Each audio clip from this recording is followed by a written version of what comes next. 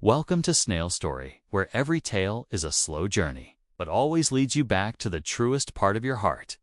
Today, let me share with you a story that begins with a scholarship form. A little girl stands in the middle of a bustling schoolyard, needing just one signature.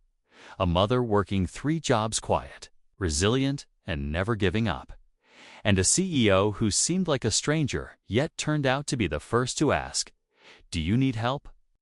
From one unexpected encounter, they found something most of us think we've lost: a family. If you've ever believed that love doesn't need to be grand, just genuine, then stay with us until the very last moment. And don't forget to like, subscribe, and follow Snail Story, so every week you'll find another gentle journey, one that speaks straight to the heart. It was a vibrant autumn afternoon at Westbrook Elementary School. Colorful fabric banners fluttered among the branches of maple trees, already turning golden. The sweet scent of cotton candy drifted through the breeze, mingling with the laughter of children and the cheerful music from the main stage of the annual fall fair. Parents, grandparents, teachers, all were swept up in the joyful crowd, as if the very air had been lit up by love and innocent delight. Amid all that color, one little girl stood still, like the only quiet note in a symphony. Maya Delgado, 7 years old, wore a faded denim dress, clean but old. In her hand was a crumpled sheet of paper. Her eyes scanned the crowd anxiously. The paper was a permission slip for the upcoming school trip, needed a parent's signature. All her classmates had turned theirs in. She was the last one. "Is that little girl with anyone?" a passing mother whispered to her friend. The other woman simply shook her head and turned back to her son, who was begging for donuts. Maya tried to hold back her tears. She couldn't. The first ones rolled silently down her sun-kissed cheeks. Each second felt like a pair of scissors, cutting into the fragile hope she'd been clinging to. Her mom hadn't come, even though she'd promised. Even though Maya had been waiting all week. Celine Delgado, Maya's mother, was now on her second job shift of the day, cleaning office buildings downtown. After that, she'd change into another uniform and work the late shift at a diner. Her daily routine was nearly fixed, and on special days like this, sometimes she just couldn't make it. Maya knew that. She understood. But understanding didn't mean it didn't hurt. She quietly stepped away from the noisy games, slipping behind the ring-toss tent. From there, she could see the whole schoolyard without anyone noticing her. She just wanted to spot her mom somewhere running toward her, with a food bag in hand, saying, "Sorry I'm late, sweetheart." But no one came. She gripped the paper tighter. She needed someone to help. But who? Who had time for a lost little girl in the middle of such a joyful afternoon? Then she saw a man standing near the stage. He didn't look like the other dads holding balloons, nor like any of the fair staff. He just stood there, arms folded, quietly talking to the principal. He wore a plain white shirt and dark jeans. No badge, no lanyard. His face was calm, but not cold, his eyes scanning the playground with a quiet tenderness, as if he were searching for something far more important than fun. Maya didn't know who he was. All she knew was that, in a spinning world, he was the only one who wasn't rushing, and somehow, instinct told her to walk toward him. "Excuse me, sir." Her voice was small and shaky, but her feet kept moving, her cheeks still wet with tears. "Sir, please." Elijah Carter crouched down automatically, pausing his conversation with the principal. In front of him was a tiny girl, face streaked with tears, trembling hands holding out a piece of paper. "Can you please sign this for me?" she whispered. "It's just a parent's signature. I don't want to lose points. Everyone else already turned theirs in." Elijah frowned, not in annoyance, but surprise. He looked at the paper school-issued form, with the logo clearly printed. The guardian's signature line was still blank. "Where are your parents?" he asked gently. Maya bit her lip and whispered, "Mom's working." She was gonna come, but maybe she won't make it. Elijah looked around. Hundreds of parents were laughing, chatting, buying snacks, playing games with their kids. He crouched to meet her eye level and said, "I'm not your parent, sweetheart. You know that, right?" Maya nodded, but fresh tears welled up again. "But if you just need someone to hand this in with you, so your teacher doesn't think you're alone." His voice softened, low and warm like the sound of jazz at sunset. "Then I can do that." Maya looked at him and said nothing. She simply reached out and took his hand, as if that was the only way she knew how to say thank you. When the 1B homeroom teacher saw Elijah and Maya walking up together, she looked surprised, but then smiled. Elijah didn't sign the form. He simply said, "Maya's mother will send her signature later this afternoon. I'm just helping her turn it in so she doesn't feel left out." His voice was gentle but firm. No one questioned it further. Maya turned back and whispered, "Thank you. I know you're busy. I just didn't want to be alone." Elijah knelt down again and held her hand. No one should have to be alone, especially on a day like this. Then he smiled. "But next time you want to ask me for something, you'll have to introduce me to your mom first. I don't sign papers for strangers." Maya pressed her lips together, then nodded hard. "I promise." And just like that, in the middle of a colorful fair, a little girl who only needed a signature accidentally laid the foundation for something far bigger.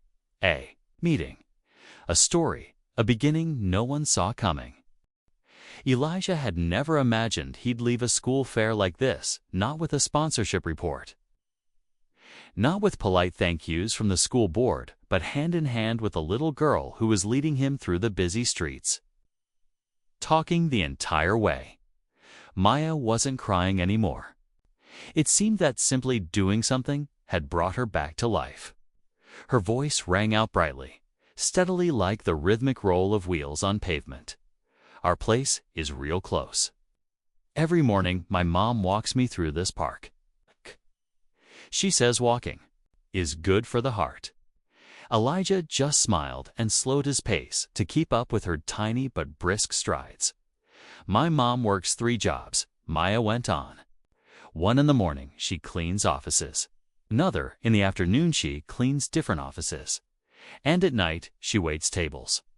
She says it doesn't matter what you do, as long as it's honest and pays the rent." That line made Elijah pause for half a second. Sometimes the simplest philosophies could reach deepest into a man who lived in a world of contracts and stock options. "This is our house." Maya pointed to a small white apartment building with light blue shutters. Elijah looked up. It wasn't the kind of place he was used to entering, but something about it made him feel lighter. Small flower pots lined the steps. Laundry hung from the balcony rail. Everything looked modest, but nothing was careless. "We live on the 2nd floor. Number 2B. She took out a bunch of keys from her backpack, attached to a beaded plastic keychain. She pushed the door open and turned back. "You can come in. I only unlock the door if an adult is with me." Mom told me that. The apartment was small. Very small. But the moment Elijah stepped in, he realized this place was special. It was no more than 600 square feet, but so clean that the afternoon sunlight streaming through the window seemed to bounce off every surface. A worn-out couch was covered with a hand-knit throw. A small bookshelf held comic books, English language workbooks, and a few handmade toys. On the wall were Maya's drawings, one of her and her mom standing hand in hand in the rain. Another showed a tiny house with crooked handwriting that read, "Home equals mom plus me plus love." "Would you like some water?" Elijah asked. "I'll get it for you," Maya replied. She stepped into the kitchen, climbed up a little wooden stool, and reached for a glass in the cabinet. "Mom says you have to be kind when someone comes." Over, Elijah took the glass and sat down. "Maya, can I ask, why did you insist on bringing me home?" She placed her hands neatly on her lap and sat up straight, like someone who knew she was doing something important. Because my mom says, if you need help, you should ask an adult. But you're not supposed to take help from strangers. You seem like a good person, but you're still a stranger. So if you meet my mom and she says it's okay, then you're not a stranger anymore. Then you can sign the paper. An answer that was innocent yet surprisingly sound. Elijah nodded. You're a smart kid. No, I'm not. Maya shook her head. My mom's smart. She always knows which store has things on sale. She can do all the shopping in 15 minutes. She has a planner for the whole week. My mom is like a superhero. The sound of keys turning at the front door made Maya jump up. Mom's home. Elijah stood too. For the first time in years, he felt nervous. Not the kind of nervous a CEO gets before a shareholders meeting, but the nervousness of a man about to meet someone who might change everything. The door opened. A woman stepped in, breathing heavily from climbing the stairs. Her uniform t-shirt had dust smudges. In her hand was a cloth bag and a half-empty water bottle. Her face was damp with sweat, but her eyes. Elijah recognized that look instantly.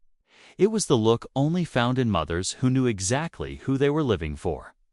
Maya, what's going on? Her voice was sharp with alarm at the sight of her daughter not being alone. Hi, Elijah spoke calmly.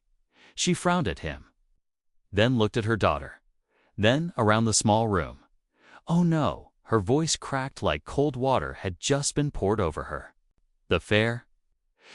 Sweetheart, I'm so sorry. I thought I still had time. Maya ran into her arms, still hopeful. It's okay, Mommy. This is Mr. Elijah. He helped me. I brought him home so you could meet him and he could sign the form. That makes it's okay, right? Selena, Maya's mom, looked at Elijah again. Then she stepped further in, set her bag down, adjusted her shirt, and held out her hand politely. Celine Delgado. I'm sorry for the confusion. I know I look a mess right now. Thank you for not leaving my daughter alone. Elijah shook her hand. It was firm, so real that it made him feel a bit ashamed for thinking he was doing someone a favor. It's a pleasure, Ms. Delgado, and it's no trouble at all. Maya is a brave girl. She did everything exactly right. Silence, short, but not uncomfortable. Just the kind of pause when something unspoken has quietly been acknowledged.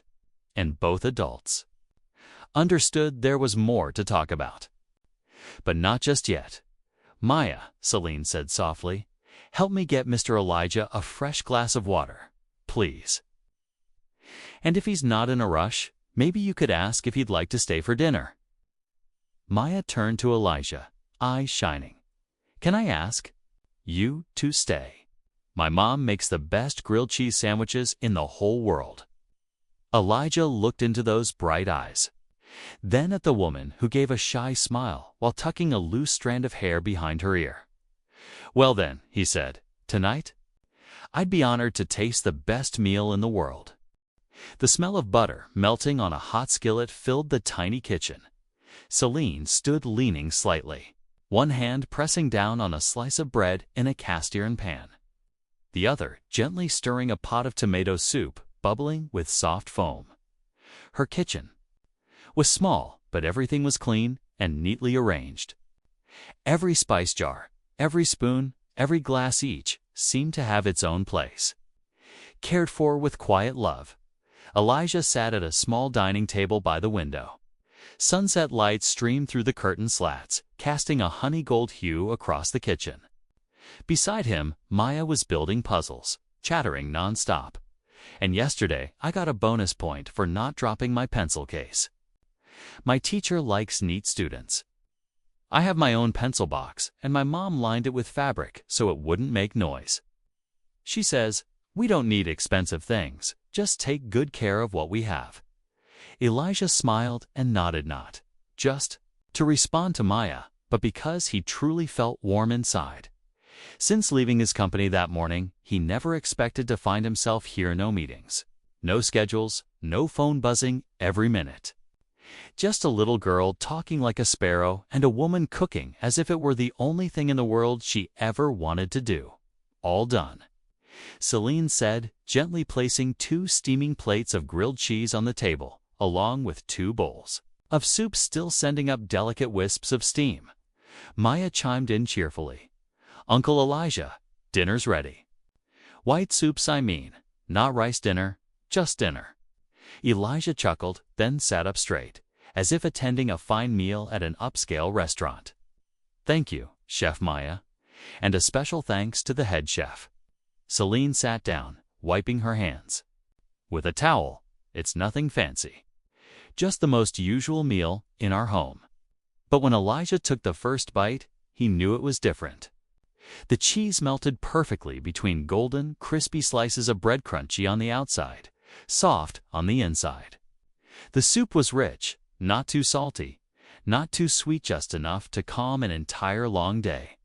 "This is really good," he sadoned, not out of politeness. "Really, Uncle?" Maya beamed. "I told you so." Celine blushed. "I'm just decent at cooking." Maya tends to exaggerate. "No." Elijah looked at her, sincerity in his eyes. "I've eaten in a lot of places, but rarely have I felt like I'm home." Celine didn't respond. She just smiled softly and offered Maya another piece of sandwich. Dinner was simple, but for Elijah, it was one of the most complete meals he had ever had. Not because of the food, but because of the story, because of the way Maya would finish, telling something and turn to her mother, waiting for a nod. Because of how Celine never interrupted, even when her daughter rambled. Because of how the two spoke of each other with respect, with love, and without a hint of complaint after dinner.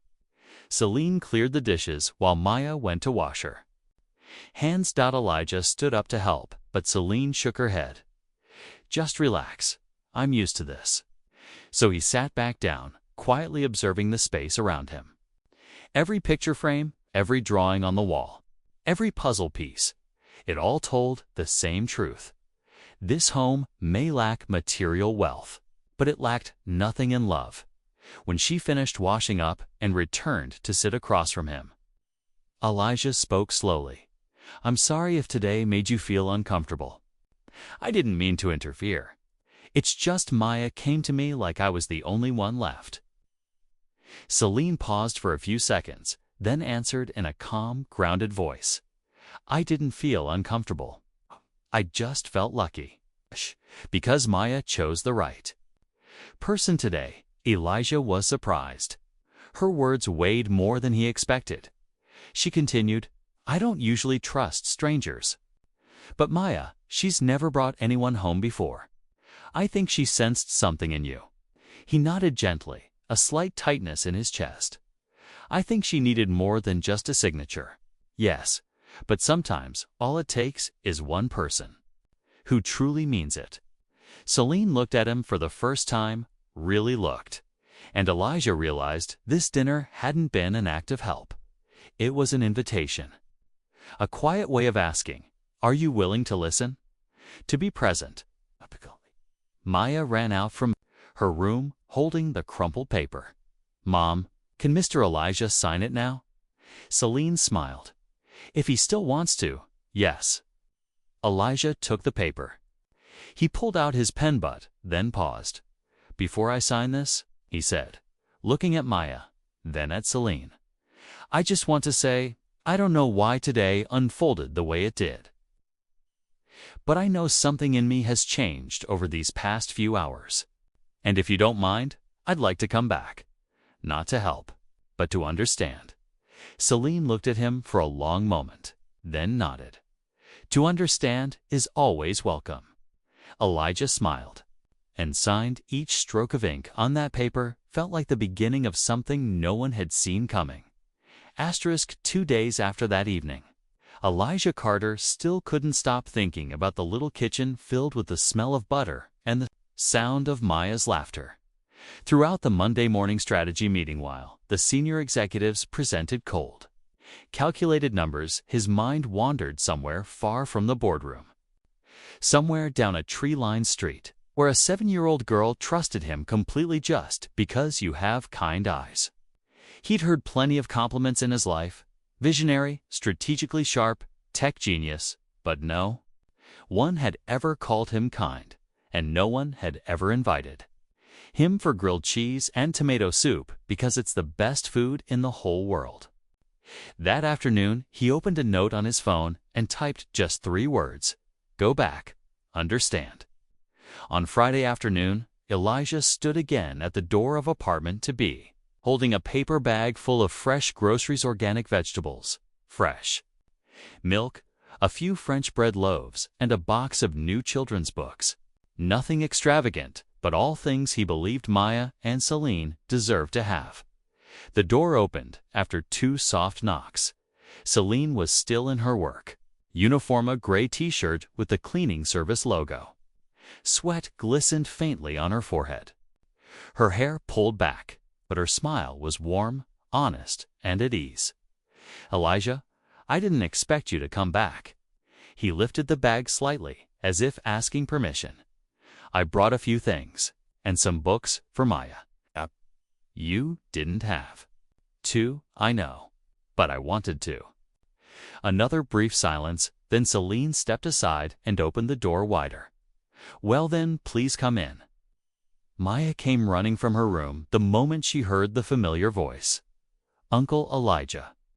You really came." "I keep my promises," Elijah grinned, crouching to return her brief, excited hug. Minutes later, the kitchen was once again full of life and chatter. Maya was pulling out each book like it was a treasure chest. Elijah arranged the groceries in the cabinet, while Selena, a few attempts to stop him, finally gave in with a sigh. "All right. But next time, don't buy so much." "No promises," Elijah replied with a laugh. "Can I ask you something?" "Go ahead." Elijah walked over to the small table, where a handwritten calendar and a notebook covered in colorful sticky notes hung on the wall. "How do you manage all of this?" "3 jobs, a young daughter, budgeting, school schedules. I get dizzy just looking at it." Celine stepped closer and picked up a worn hardcover planner. "Want to see?" Elijah nodded.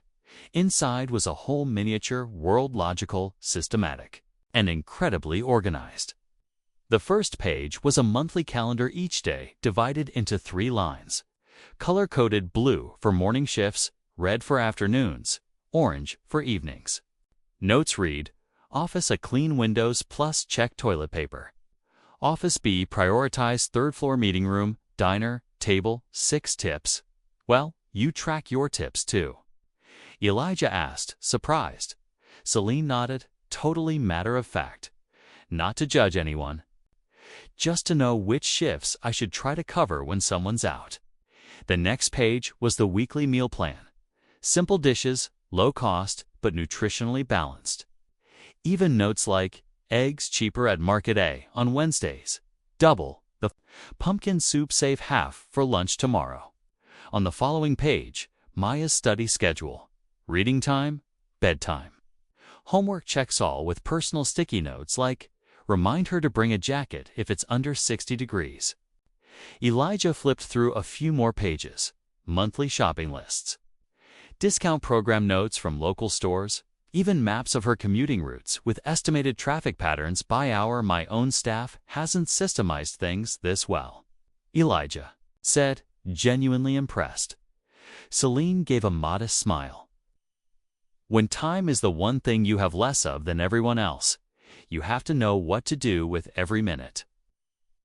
He looked up at her. For the first time, Elijah didn't see a woman exhausted by survival. He saw someone running an entire universe with bare hands, no assistant, no management tools, no paid advisors. "You've built an incredible personal logistics system," he said without thinking. "You know my company is about to restructure our operations." Celine raised an eyebrow, tilting her head slightly. "Are you saying that for a reason?" Elijah didn't answer right away. He just smiled quietly. Not just yet. But I think I learned something today. The evening sun dipped lower along the quiet street. Maya was lying on the rug, reading her new books. Looking up every now and then with a radiant grin. Celine was preparing dinner. Elijah sat at the kitchen table again, this time with a glass of lemonade made specially by Maya. He had never found a place that made him want to stay like this one did. Not out of pity, not out of obligation, but because something in this tiny apartment, so simple, so strong, so resilient, made him feel real.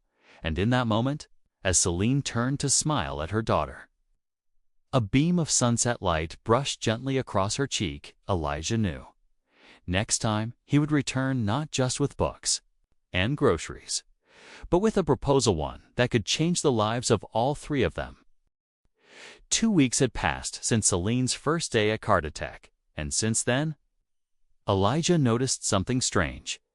Every morning when he arrived at the office, he no longer checked the data dashboard first. Instead, he looked to see if the office lights were on. Celine always arrived earlier than everyone else.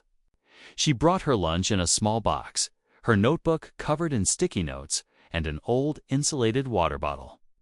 No one ever heard the click of high heels, no late-night emails, a tea, and yet, one by one, each department began running more smoothly. No fanfare, no announcements, just every small cog beginning to fall into place, and the person behind it all was a woman who used to mop these very hallways. One Friday afternoon, after presenting her proposal on restructuring the supply chain, Celine was invited to speak at an internal event called People Who Make Cartotech Better. At first, she refused, said she wasn't good at public speaking. But when Maya heard her mention it at home, she yelled, "You have to do it, Mom. You tell me every day that everyone has a story worth telling. So that means you have to tell yours too." So Celine said yes. Elijah sat in the front row at the event. Something inside him felt unsettled, not because he was worried Celine would mess up, but because, for the first time, he felt nervous, like a man hoping someone would finally be seen in the light they deserved. Celine stepped onto the stage in a simple blue dress, her hair tied up neatly, her eyes calm and steady. She didn't begin with a resume or achievements. She began with a story. "I used to mop the 9th floor hallway of this building. For years, I could close my eyes and still know which desk dropped the most breadcrumbs and which corner caught the strongest winter draft. I never thought I'd stand here. Not because I didn't dream, but because I was too busy surviving. Busy figuring out what $30 could buy. Busy rushing from one shift to the next. Busy folding my daughter's blanket while still in my janitor's uniform. Then one day, someone didn't look at me with pity. They looked directly at the skills I had quietly honed every single day. He didn't rescue me. He just opened a door. The rest, I walked through on my own. And today, I'm not here to talk about my hard work, but to remind you that sometimes, all it takes is one person who sees you right for your entire life to change direction." The room fell utterly silent. Elijah didn't know when he'd stopped breathing, and when the applause finally came, not loud, not performative, but genuine and deeply respectful, his throat tightened. Celine never looked in his direction, but as she bowed, she smiled, and Elijah knew that smile was for him. That evening, when he stopped by apartment to drop off an educational toy for Maya, Celine answered the door in a soft brown sweater and faded jeans. There was no longer a wall of boss and employee. No awkwardness of helper and helped. Only to people who understood each other more than they dared to admit. "Would you like to stay for dinner?" Celine asked, her voice gentler than usual. "We just tried a new mushroom soup recipe from YouTube." Elijah smiled. "Then I can't possibly say no." Dinner was simple: mushroom soup, toasted bread, and salad. But for Elijah, it was one of the most fulfilling meals he'd ever had. Not because of the food, but because afterward, when Maya had gone to bed with a book, he and Celine sat on the front steps, drinking warm tea and saying very little at all. The breeze was soft. The maple tree swayed outside. "Do you regret it?" Celine asked suddenly. "Regret what?" "Choosing someone like me for your company." Elijah turned to her. "I didn't choose you because you're someone special. I chose you because I saw something clearly. If I didn't do something, the world would miss out on a rare talent. And maybe I would have missed something even more important." "What's that?" He spoke quietly. "A person who makes me want to stop running." Celine didn't answer right away. She just clutched her teacup, a little tighter, and under the soft yellow light spilling from the window, Elijah saw a faint blush rise on her cheek. That night, as Elijah drove back to his cold, high-rise apartment, he didn't turn on the radio, didn't make any calls. He just sat in silence, as if trying to keep the sound of that evening alive in his heart. Because for the first time in years, he didn't feel alone, and for the first time, a quiet voice inside him whispered, "If this is where she is, maybe this is where I belong to." That weekend, Elijah sent a simple message. "There's a farmer's market at the national park outside the city. Would you and Maya like to come along?" It wasn't phrased like a date invitation, nor was it a formal proposal. But the moment Celine read it, she paused, because in her mind, the words "come along" carried a weight that felt very real.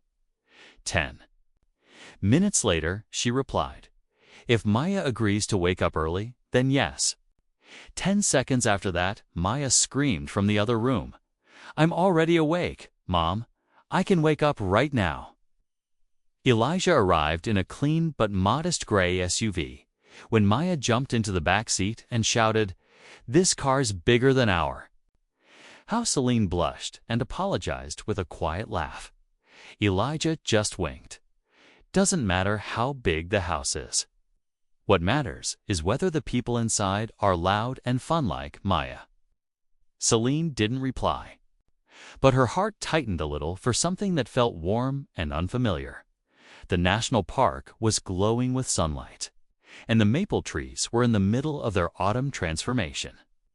The three of them wandered through rows of farmers, market stalls, fresh carrots, local honey, handmade pies, and natural soap bars. Elijah patiently waited every time Maya stopped to examine something. Occasionally, he would ask her, "Do you know what this is used for?" And Maya would reply with answers that were either surprisingly correct or adorably ridiculous, like, "This soap smells like a teddy bear taking a nap." From a short distance away, Celine watched them, a soft smile on her lips, as if she were watching a movie scene she'd never expected to be part of. At lunchtime, they sat on a grassy patch together. Elijah laid out a blanket. Celine had brought homemade chicken sandwiches, and Maya brought a box of strawberries that she insisted on buying with her own savings.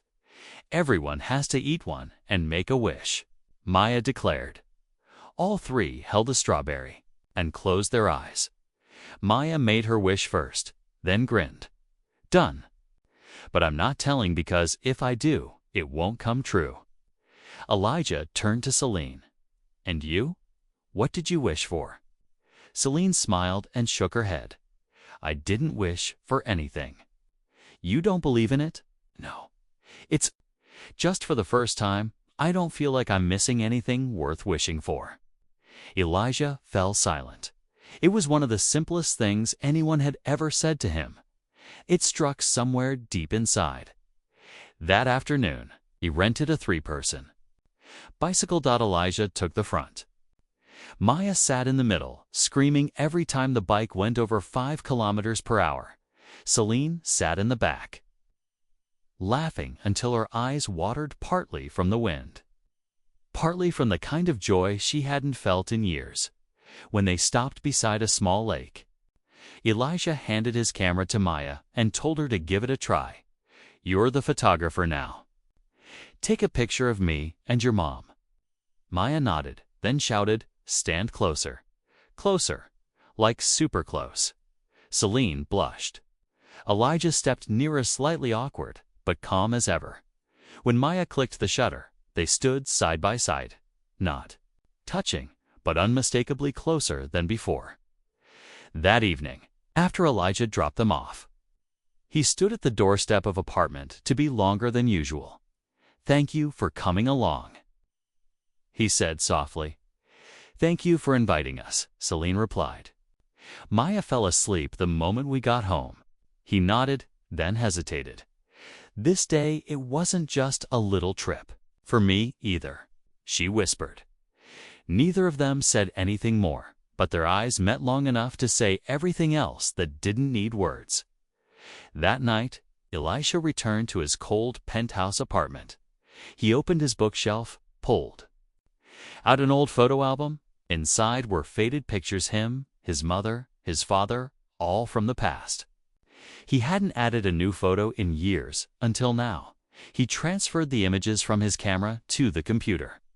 The first photo to pop up was the one by the lake, Celine in a pale blue blouse, her hair slightly tousled by the wind, standing beside him, smiling with her eyes, and with a look that felt like it had reached somewhere deep within him. And Maya, the one who took the photo, had written in colorful marker across the corner, "3-person family." No names yet, but feels familiar. Elijah smiled, then carefully printed the photo out. For the first time in years, he taped a new picture to the wall. Not because it looked good, but because it made him feel like he finally had somewhere to come home to. The rumor began with a photo. Someone had captured a candid moment of Elijah and Celine standing beside the lake, with Maya grinning brightly between them. The image was uploaded to an anonymous forum for business professionals, accompanied by the caption, "Carter Tech CEO dating a junior employee." Rumor or reality? At first, Elijah didn't pay it any mind. He had never cared about gossip and certainly didn't live to please the media. But 2 days later, his personal assistant, Walter, entered his office with a troubled expression.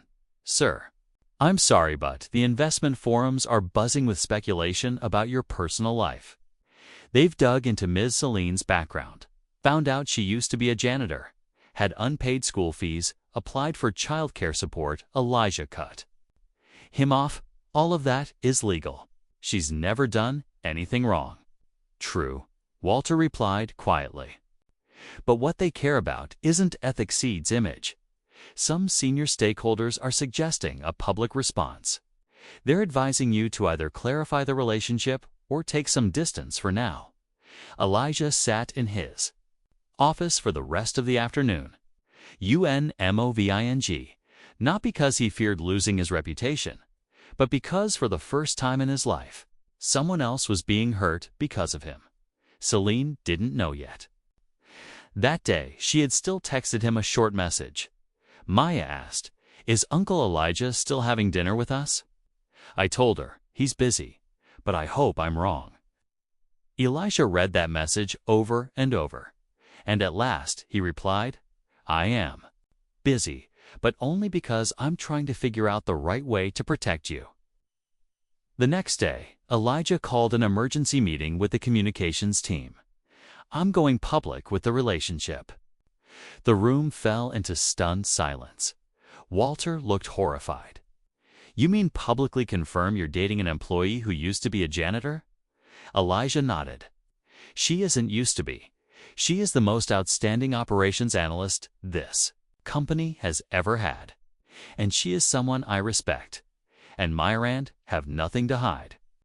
The PR director's voice trembled. "Are you sure you want to do this? You'll be the center of a media storm." Elijah smiled. "Good. Let them focus their criticism on me. Celine deserves peace." That evening, Celine received a video call from Elijah. "I could come see you," he said, "but I think you should hear this first."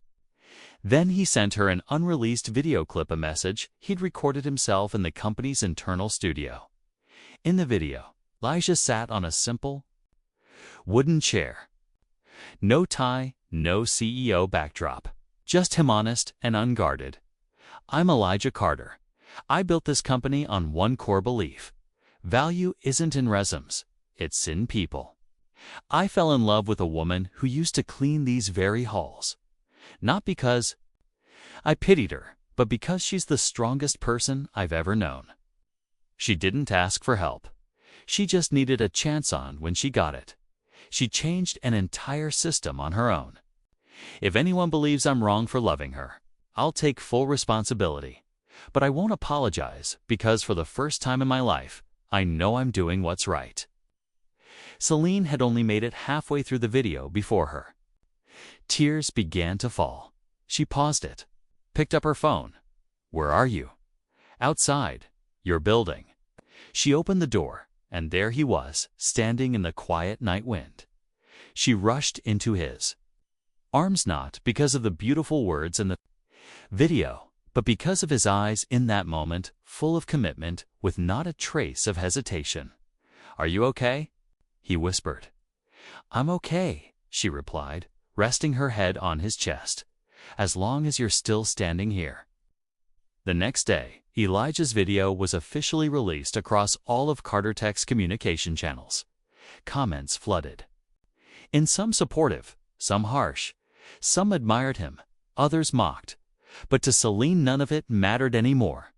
Because now, she knew she no longer had to walk alone in the dark. Elijah had stepped forward and taken her hand. In front of the world, in March. The annual spring festival at Maple Grove Elementary unfolded as usual: cardboard game booths, homemade pastries. From parents and a corner selling paper flowers to raise scholarship funds. But for Celine, this year was different. Because for the first time, she wasn't there to ask anyone for anything. She was there to give back. Elijah, do you think this white dress is too much? Celine asked hesitantly as she stepped out of the dressing room. Elijah, who was helping Maya with her tie in the backstage room, looked up. He froze and smiled gently. Not too much at all. You know why? Celine shook her head. Because when you wear it, you just look like you only finally fully seen in the light. The ceremony was held as a small part of the festival.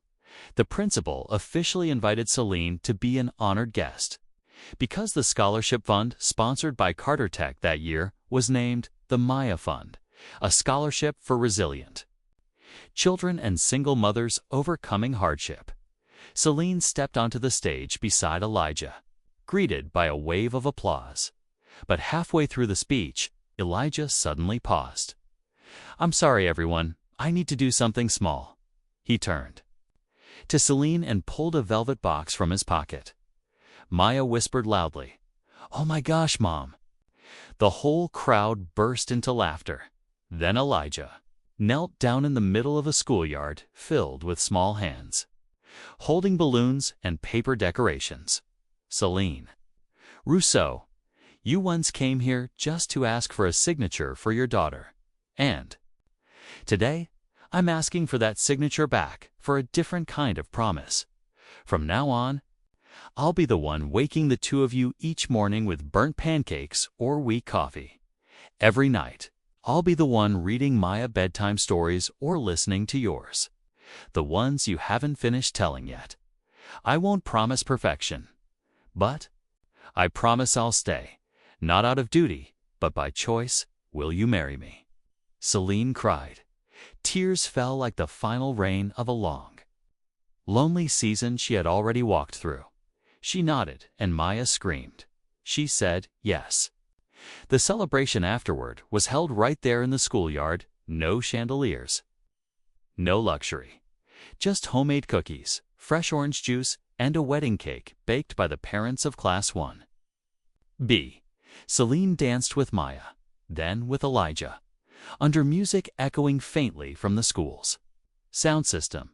She had never imagined she'd get married at an elementary school, in a borrowed dress with paper flowers for a bouquet, and 80% of the guests being children. But strangely enough, It felt like the perfect wedding as the evening wore on. Maya lay with her head in Celine's lap, gazing up at a sky full of floating paper lanterns. "Mom, our house is so beautiful now." Celine gently stroked her hair. "Yes, but you know, sweetheart, home isn't really just a place." Maya squinted. "Then, what is it?" Elijah, sitting beside them, answered softly.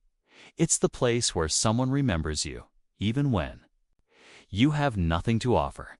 It's the place where someone chooses you every single day. And it's the place where you know, from now on, you'll never have to walk alone again." The three of them sat on the wooden steps of the school hall, bathed in golden light that gently touched their hair, their shoulders, and all the years behind them that had quietly closed and opened a new door. None of them could have imagined that a simple signature would lead them exactly to where they truly belonged. A family, not born at the right time, but built with the right heart. Maybe the most beautiful part of this story wasn't the wedding, the ring, or even the happy ending, but the moment a little girl whispered, "Our house is so beautiful, Mom." Because it reminded us, home isn't where we live. It's where someone chooses us every single day, where love doesn't need perfect timing, only a heart that's ready. Thank you for staying with us until the end. If this story touched something inside you, leave a comment and let us know where you're watching from: New York, Dallas, or maybe a quiet little corner of the world. And don't forget to like, subscribe, and follow Snail Story, where every week we slow down just enough to feel what's real.